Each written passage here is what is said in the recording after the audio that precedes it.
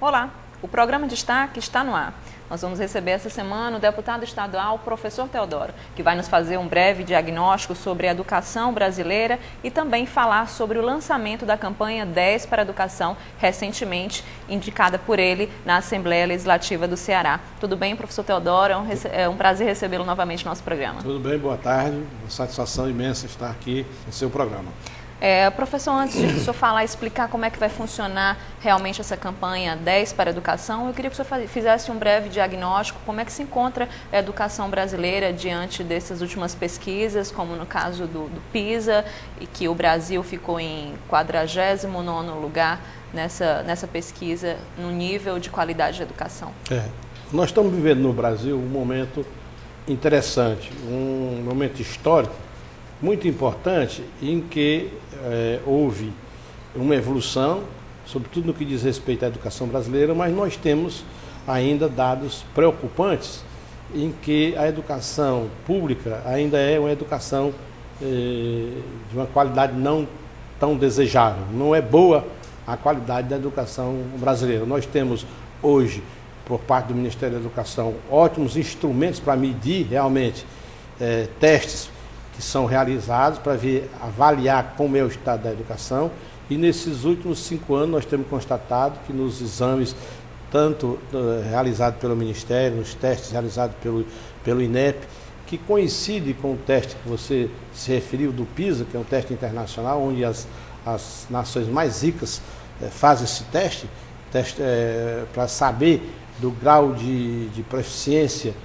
dos alunos, sobretudo na área de ciências, na área de leitura e na área de matemática. Nós constatamos que o Brasil, apesar dessa consciência da importância da educação, ainda está numa situação bastante precária. O Brasil, como você falou, tem tirado o 49º lugar, o 52º e o 54º em matemática. Quer dizer, é inexplicável o esforço. O Brasil hoje é a 10ª potência do mundo, mas nós temos ainda, quer dizer, no que diz respeito à educação pública, uma educação de má qualidade, não só a nível nacional, como a nível do Nordeste, como a nível do Estado. Há, por parte dos poderes estabelecidos, uma consciência, há um esforço muito grande, no caso específico aqui do nosso Estado.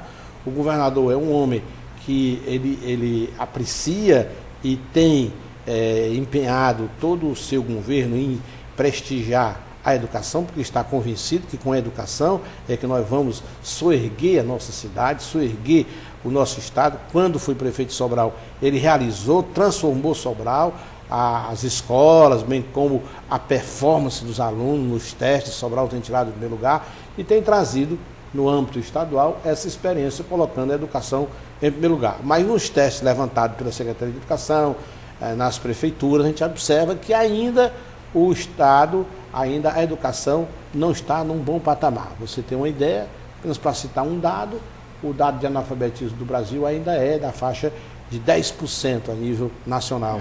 E no Estado é a mesma, mais ou menos. Na região Nordeste, 20%. E se levarmos em conta também o analfabetismo funcional, chega a 30 e tanto por cento no Nordeste e no Ceará. Portanto, é algo que tem que mudar, porque a educação é que vai fazer a diferença, vai mudar a nossa cidade, mudar o nosso estado e mudar o país.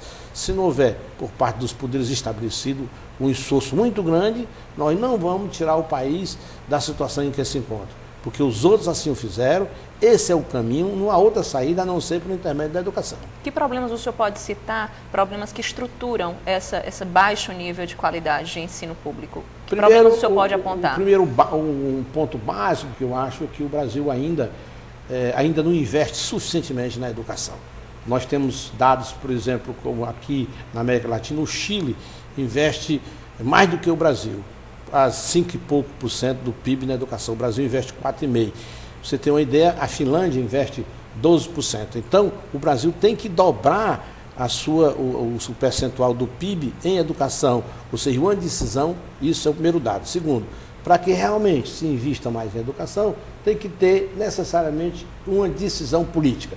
Decisão política a nível federal, sobretudo, porque o governo federal é que realmente comanda a educação nacional, os governos estaduais e os governos municipais. Essa tarefa é a tarefa dos órgãos públicos, dos agentes públicos, mas também é uma tarefa da sociedade. A sociedade tem que tomar consciência que esse papel é um papel do governo, mas é um papel dela também. Ela tem que dar o seu contributo.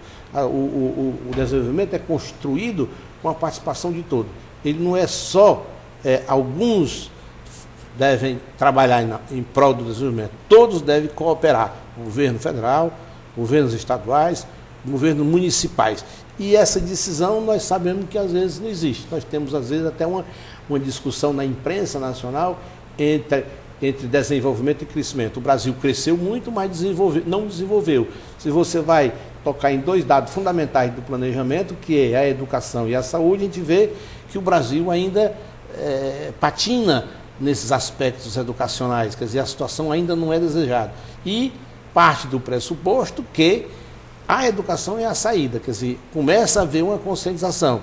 Nós temos ilhas que se desenvolvem bem dentro do país, quer dizer, o Sul tem uma situação melhor do que o Nordeste, alguns estados, como é o caso aqui do estado do Ceará, um esforço fenomenal por parte do governo de mudar essa imagem, essa figura, essa imagem, mas por outro lado requer tempo, é um processo e requer também o envolvimento da própria sociedade. Então eu acho que falta uma decisão política firme, falta um planejamento e falta recursos. Além do investimento, o senhor acredita que haja uma caduquice na questão do método de ensino, também a questão salarial dos professores, a insatisfação dele nos salários, tudo isso contribui? Além disso, como você citou, nós temos dados que a profissão do professor ainda não é considerada. Hoje nós temos países como a Finlândia, que os alunos, quando são escolhidos para ser professor, são os melhores. No Brasil, realmente, você não prestigia. O professor é mal pago, o professor realmente não tem uma formação adequada. Você tem o ministro, atualmente, o ministro Fernando Haddad, reconhece que o Brasil ainda precisa de 300 mil professores na área de química, física, biologia, matemática, a formação básica. Quer dizer, isso, portanto, por quê? Porque o professor, ele não se dedica totalmente ao seu trabalho, porque ele tem que ter 1, 2, 3 empregos para sobreviver, ganha mal. A meu ver, deveria ser a profissão que melhor ser remunerada, e na realidade não é.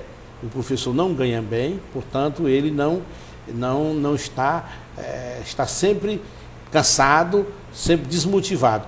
Por outro lado, a sociedade não o reconhece, e a própria formação também. Tem uma formação, dá a fazer com que os professores sejam qualificados, todos eles tenham graduação. Hoje houve um esforço muito grande, acho que as leis criadas pelo país com a própria a Lei de Diretrizes e Bases da Educação Nacional, em 1996, com a criação da Lei do Fundef no governo Fernando Henrique, e atualmente com a Lei do Fundeb no governo Lula, quer dizer, uma coisa que é alvissareira, porque houve uma continuidade administrativa do governo passado no atual governo. Há um avanço, mas tem que avançar mais ainda para investir na própria educação, para que os professores sejam bem remunerados, tenham uma formação, tenham condições de ter graduação, de ter especialização, mestrado, doutorado. E isso realmente falta, esse estímulo ao professor. Ele realmente ainda não tem condições de ter. Até pouco tempo atrás, a luta para que fosse aprovado o piso. O piso foi aprovado, mas tem que ter esse esforço para que todo mundo cumpra o piso, porque esse piso é nacional, mas nós temos municípios ainda que não têm condições ainda, ou por vários motivos, de pagar aquele piso. Tem que ter, portanto, uma pressão da sociedade e junto aos prefeitos para que eles também cumpram a lei de pagar o piso, pelo menos, ao professor.